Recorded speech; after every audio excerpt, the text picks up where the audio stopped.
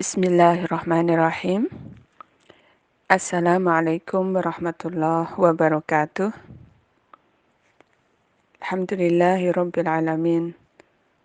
Assalatu wassalamu ala asyrafil anbiya wal mursalin. Nabiyyina Muhammadin sallallahu alaihi wasallam wa ala alihi wa ashabihi ajma'in. Rabbi syrah li sadri wa yassir li amri wahlul 'uqdatam min lisani yafqahu qawli.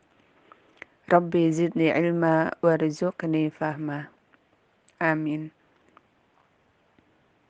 Bapak, Ibu, Kakang Mbak Yu, mahasiswa-mahasiswi Senior School Yogyakarta, Semarang, yang semoga selalu dirahmati oleh Allah Subhanahu wa Ta'ala. Amin. Alhamdulillah, Allah masih berkenan memberi kita kesempatan untuk bersama dalam rangka Thalabul Ilmi. Kali ini pembahasan kita tentang amalan-amalan yang bermanfaat untuk orang yang sudah meninggal. Pembahasan ini ada di buku kita, Kitab Fikih Sunnah, di bab jenazah. Kalau di cetakan saya itu masih di cetakan 1 yang letaknya, posisinya itu setelah Ziyaratun Nisa, setelah pembahasan tentang ziarah kubur bagi wanita. Al-a'malul lati tanfa'u al-mayyit. Amalan-amalan yang bermanfaat untuk orang yang sudah meninggal. Amalan di sini itu bisa dibagi menjadi amalan yang bermanfaat untuk orang yang sudah meninggal yang dilakukan saat ia masih hidup sebelum meninggal, dan amalan orang-orang yang mereka melakukannya untuknya setelah ia meninggal. Untuk yang pertama, amalan dia sendiri yang pahalanya tetap mengalir sampai walaupun seseorang itu sudah meninggal, disebut oleh Rasulullah SAW, idza mata ibnu Adama in qata'a amaluhu illa min salas.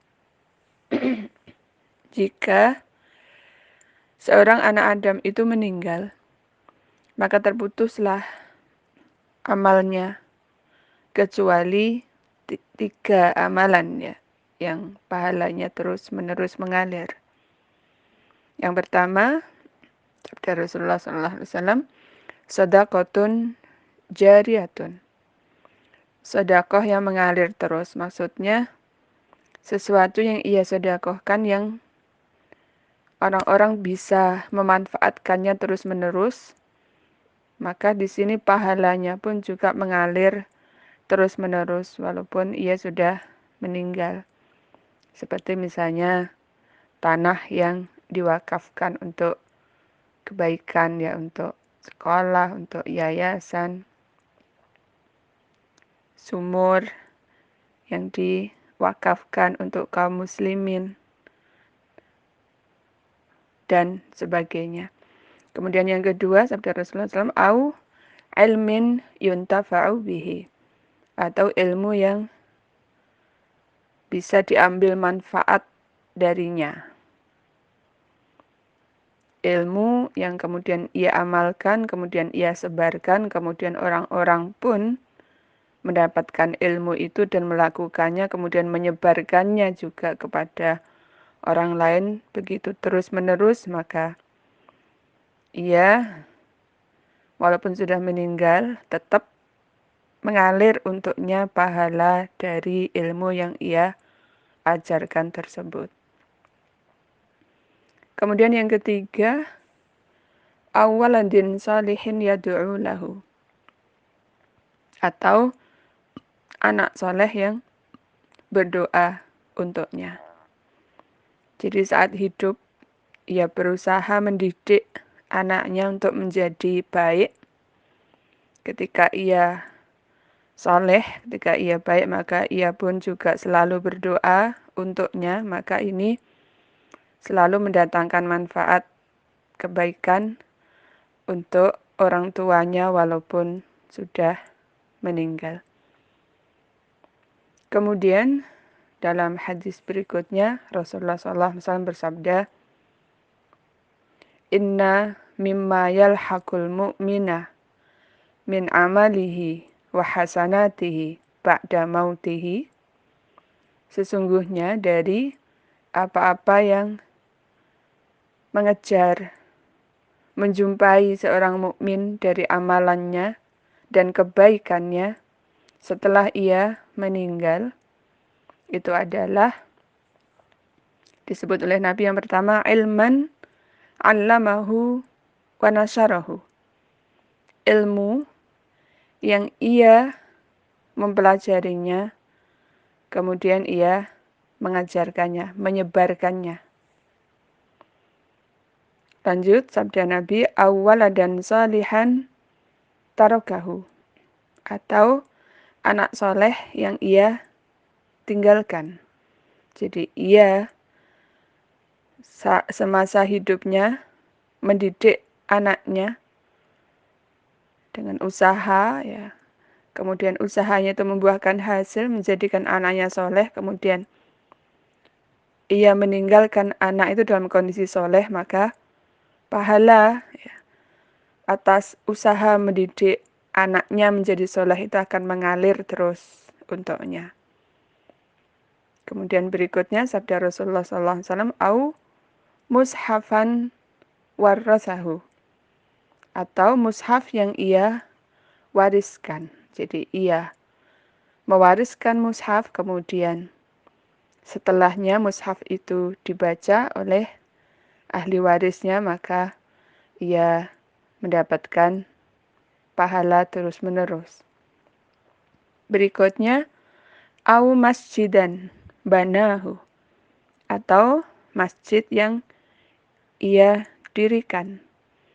Jadi saat hidup membangun masjid, kemudian masjid itu terus-menerus dimakmurkan, maka ia tetap mendapatkan pahala dari orang-orang yang beribadah di masjid tersebut terus-menerus. Berikutnya, au baitan banahu libni sabili, atau rumah yang ia bangun, yang ia dirikan untuk ibni sabil. Ibni sabil adalah diibaratkan sebagai orang yang dalam perjalanan, orang yang tidak berada di tempatnya sendiri, orang yang tidak bersama keluarga besarnya, orang yang terpisah dari keluarga besarnya.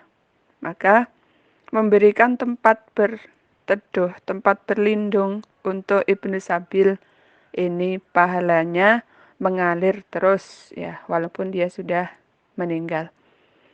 Berikutnya aunahron akrahu, atau sungai yang ia sedekahkan, yang ia berikan manfaatnya kepada orang banyak. Jadi sungai bisa jadi di sini sumber air, ya. Sumber air yang ia pinjamkan atau ia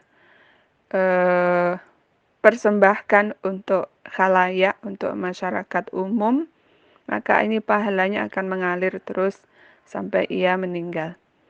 Berikutnya, au sadaqatan akhrajaha min malihi fi sihhatihi wa hayatihi, atau sedekah yang ia keluarkan dari harta dia saat ia sehat, saat ia masih hidup. Jadi saat ia masih produktif, sehat, ia sedekahkan hartanya, maka pahala dari sedekah itu ia akan terima terus ketika sudah meninggal nanti. Talhaqahu min ba'di mautihi. Ia akan terus mengikuti setelah kematiannya. Ini di antara amalan-amalan yang pahalanya tetap mengalir, yang ia bisa melakukannya saat masih hidup, dan pahalanya tetap mengikuti dia, tetap mengalir untuknya, walaupun ia sudah tidak bisa melakukannya. Ada lagi hadis berikutnya bahwa Nabi SAW bersabda, "Man sanna fil islami sunnatan hasanatan." Siapa yang melakukan, siapa yang mengajak dalam Islam suatu perbuatan yang baik, falahu ajruha, maka pahalanya untuknya, wa ajru man amila biha, dan pahala orang yang melakukan seperti dia, min ba'dihi, sesudah ia meninggal, min ghairi an yunqisa min ujurihim, tanpa mengurangi pahala untuk mereka sendiri. Maksudnya yang mengikuti setelah ia meninggal. Selanjutnya sabda Rasulullah, "Wa man sanna fil islami sunnatan sayyi'atan." Dan siapa yang mengajak dalam Islam sunnah sayyi'ah, amalan yang buruk, kana alaihi wizruha, maka dosa atasnya, ia mendapatkan dosa, wa wizru man ya'malu biha min ba'dihi, dan juga dosa orang yang melakukan perbuatan buruk itu min ba'dihi, setelah meninggalnya, setelah ia meninggal, min ghairi an yanqusa min auzarihim syai', tanpa mengurangi dosa mereka sedikit pun. Jadi yang ketiga ini, hadis yang ketiga ini, Nabi SAW mengingatkan kepada kita semua yang masih hidup. Siapa yang melakukan kebaikan, siapa yang mengajak kepada kebaikan, maka ia mendapatkan pahala kebaikan itu dan pahala orang-orang yang melakukan karena ajakannya, karena seruannya, tanpa mengurangi pahala untuk mereka sendiri.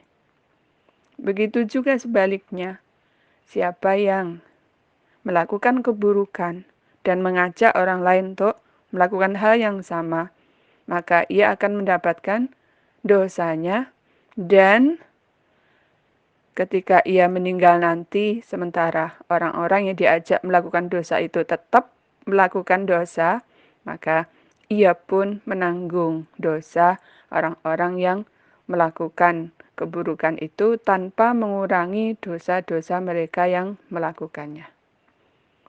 Ini diantara hal-hal yang bermanfaat untuk orang yang sudah meninggal yang bisa ia lakukan sendiri saat ia masih hidup. Kemudian berikutnya, amma ma yuntafa'u bi min a'mal albir as-sadira an ghairihi. Sedangkan amalan-amalan yang dilakukan oleh orang lain yang bermanfaat juga untuknya setelah ia meninggal, itu diantaranya di sini disebutkan dalam buku. Pertama adalah ad-du'a'u wal istighfaru lahu. Doa dan permintaan ampun untuknya. Sebagaimana Allah firmankan dalam Al-Quran surat Al-Hasyr ayat 10. A'udzubillah minasyaitonirrajim. Walladzina ja'u min ba'dihim yaquluna Rabbana ighfir lana wa li ikhwanina alladzina sabaquna bil imani wa la taj'al fi qulubina ghillan lil ladzina amanu Rabbana innaka ra'ufur rahim. Di sini Allah sebut hak ya, hak seorang muslim, hak seorang mukmin atas orang mukmin yang sebelumnya, yaitu orang-orang yang sudah masuk Islam di awal kehadirannya, seperti misal Al-Muhajirin, Al-Ansor, dan berikutnya ya At-Tabi'in. Maka orang-orang yang datang sesudahnya seperti kita-kita ya di zaman kita saat ini, kita punya kewajiban untuk menunaikan hak mereka. Karena kita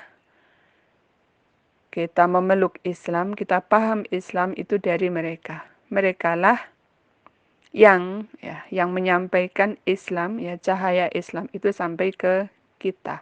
Maka kita punya kewajiban atas mereka.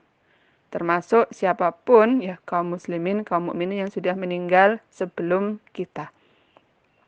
Kata Allah, walladzina ja'u min ba'dihim, dan mereka yang datang setelah mereka meninggal, yaquluna, mereka berkata, Rabbana, wahai Tuhan kami, ighfir lana, ampunilah kami, wali ikhwanina, dan juga ampunilah saudara-saudara kami, alladzina sabaquna bil iman, yang mereka sudah mendahului kami dengan keimanan. Wala taj'al fi qulubina ghillan, dan jangan engkau jadikan di hati kami ada rasa iri, ada rasa dengki, lilladzina amanu, untuk orang-orang yang beriman. Rabbana, wahai Tuhan kami, innaka, sesungguhnya engkau adalah Ra'ufun, maha Ra'uf, maha lembut ya, Rahim, maha kasih atau maha sayang. Kemudian juga dalam hadis Rasulullah SAW, idza shallaitum 'alal mayyiti fa akhlisu lahu ad-du'a. Jika kalian menyolatkan orang yang sudah meninggal, mayit, maka berdoalah dengan ikhlas. Nah, artinya di sini kan kita memang diperintah untuk mendoakan orang yang sudah meninggal. Sebagaimana Rasulullah SAW juga ya mengajarkan doa itu kepada kita semua. Allahumma gfirli hayyina wa mayyitina. Ya Allah, ampunilah untuk yang masih hidup di antara kami dan untuk yang sudah meninggal di antara kami. Maka ini kesepakatan ulama bahwa doa dan permintaan ampun untuk orang yang sudah meninggal itu bagian dari syariat Islam, bagian dari hak ya orang mukmin, orang muslim yang sudah mendahului kita. Berikutnya amalan yang bermanfaat untuk orang yang sudah meninggal. Yang kedua adalah sedekah ya.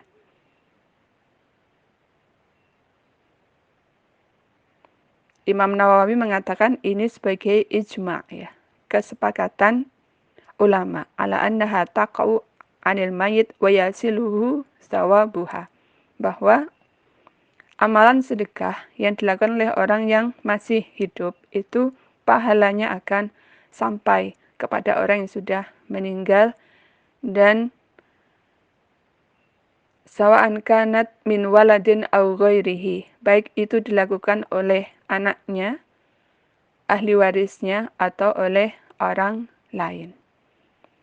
Di sini disebutkan hadisnya dari Abu Hurairah bahwa seorang laki-laki bertanya kepada Nabi SAW, Inna abi mata wa taraka malan walam yusi. Sesungguhnya ayahku meninggalkan harta, tetapi tidak berwasiat untuk apa atau untuk siapa hartanya. Fahal yukaffiru anhu an atasaddaku anhu. apakah akan menghapuskan dosanya jika aku bersedekah dengan harta bapakku tersebut? Jawab Nabi, na'am, iya. Begitu juga hadis berikutnya bahwa dari Hasan dari Sa'ad bin Ubadah bahwa anak ummahu matat, ibunya meninggal, kemudian ia bertanya kepada Rasulullah, wahai Rasulullah, afa atasaddaq anha, apakah aku bisa bersedekah untuknya? Jawab Rasul, na'am, ya. Kemudian saat ini bertanya lagi, fa ayyu sadaqati afdal, sedekah apa yang lebih utama? Kemudian saat itu Nabi menjawab dengan sakyu alma, memberikan minum untuk kaum muslimin. Kemudian yang ketiga, di antara amalan yang bermanfaat untuk orang yang sudah meninggal itu adalah puasa. Di sini pertanyaan dari seseorang kepada Nabi SAW, ya Rasulullah, inna ummi matat wa alaiha saumu syahrin, bahwa sungguhnya ibuku meninggal dan ia punya tanggungan puasa 1 bulan. Afa aqdi anha, apakah aku mengqadha untuk ibuku? Kemudian jawab Nabi SAW, lau kana ala ummika dainun akunta qadhihi anha, jika ibumu punya hutang, apakah engkau membayar hutang untuknya? Jawab laki-laki ini, iya. Kemudian jawab Nabi SAW, fadainullahi ahaqu an yuqdah, maka hutang kepada Allah itu lebih berhak untuk ditunaikan. Kemudian yang keempat adalah haji. Ini pertanyaan dari seorang wanita dari Juhainah. Ia bertanya kepada Nabi, inna ummi nadarat anta hujjah, sesungguhnya ibuku bernazar untuk berhaji. Falam tahujjah hatta matat, akan tetapi tidak bisa menunaikan hajinya sampai ia meninggal. Kemudian pertanyaan berikutnya, afa hujja anha, apakah aku punya kewajiban untuk berhaji untuknya? Jawab Nabi, hujji anha, berhajilah untuknya. Ara'aiti law kana ala ummuki dainun akunti qaditihi, tidakkah engkau melihat kalau ibumu punya hutang, bukankah engkau yang akan membayarnya? Aqdu fallahu ahaqu bil qada, lakukanlah haji itu karena sungguhnya Allah itu yang paling berhak untuk dibayar hutangnya. Kemudian yang kelima itu adalah salat. Sebagaimana ada seorang laki-laki bertanya kepada Rasul, wahai Rasulullah, innahu kana li abawani abarruhuma fi hal hayatihima. Wahai Rasulullah, sungguhnya aku punya 2 orang tua yang aku berbakti kepada keduanya saat keduanya masih hidup. Fa kaifa li bibirrihima ba'da mautihima. Kemudian bagaimana aku bisa tetap berbakti kepada keduanya setelah keduanya meninggal? Jawab Rasulullah SAW, inna minal birri ba'dal mauti an tusalli lahuma ma'a salatika wa antasuma lahuma ma'a siyamika. Sesungguhnya termasuk bagian dari berbakti kepada kedua orang tua saat keduanya sudah meninggal itu adalah kamu sholat untuk keduanya bersama dengan sholatmu, dan kamu puasa untuk keduanya bersama dengan puasamu. Kemudian yang keenam itu adalah qiraatul Quran, membaca Al-Quran yang khusus sesudah membaca itu disyaratkan meminta memohon kepada Allah untuk menyampaikan pahala dari bacaan Al-Qur'annya ini untuk orang yang sudah meninggal. Kemudian disyaratkan juga untuk tidak mengambil upah apapun dari bacaan Al-Qur'annya. Sabda Rasulullah SAW, Iqra'u al-Qur'ana wa'malu, bacalah Al-Qur'an dan amalkan Al-Qur'an itu. wala taj'alu anhu wala tahifu anhu. Jangan kalian ada jarak ya dengan Al-Qur'an. Wala tughlu fihi, dan juga jangan kalian hulu berlebihan dalam memuliakan Al-Qur'an. Wala ta'kulu bihi, jangan kalian mencari makan dengan Al-Qur'an. Wala tastaksiru bihi, dan jangan kalian memperbanyak harta kalian dengan Al-Qur'an. Jadi maksudnya jika Al-Qur'an itu dibaca dengan ikhlas dan tidak berharap apapun, kemudian diniatkan pahala dari membaca Al-Quran itu untuk yang sudah meninggal, maka itu akan sampai. Ini diantara pembahasan amalan-amalan yang bisa sampai pahalanya kepada orang yang sudah meninggal. Semoga kita semua bisa mengamalkannya sesuai dengan ajaran Rasulullah SAW. Tidak mengamalkan hal-hal yang hanya menurut pandangan orang-orang itu adalah baik. Karena sesuatu yang kita lakukan itu tentu saja harus berdasar ya, agar yang kita lakukan itu bisa diterima oleh Allah dan bermanfaat untuk orang yang sudah meninggal. Saya tutup. Kalau ada salah, mohon maaf. Alhamdulillahirabbil alamin. Subhanakallahumma bihamdik asyhadu an la ilaha illa anta astaghfiruka wa atubu ilaik. Assalamualaikum warahmatullahi wabarakatuh.